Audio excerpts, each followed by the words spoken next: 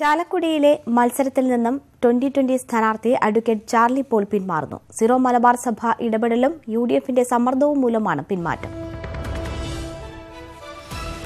CN Prakash വിവരങ്ങളുമായി ചേരുന്നു. പ്രകാശ്, എന്താണ് സ്ഥാനാർത്ഥിയുടെ പിന്മാറ്റത്തിന് പിന്നിൽ?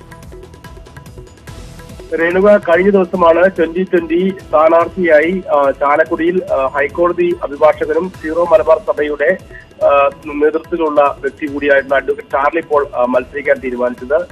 2020 ഇതുമായി ബന്ധപ്പെട്ട് ഔദ്യോഗികമായ തീരുമാനം പ്രഖ്യാപിച്ചില്ലെങ്കിൽ പോലും ഇതുമായി ബന്ധപ്പെട്ട നടപടികളുമായി മുന്നോട്ട് പോയിരുന്നു. അഡ്വക്കേറ്റ് ചാർലി പോൾ മത്സരിച്ചാൽ ചാലക്കുടി ലോക്സഭാ മണ്ഡലത്തിൽ സീറോ മലബാർ നിർണായകമായ സ്വാധീനമുള്ള മണ്ഡലമാണ്.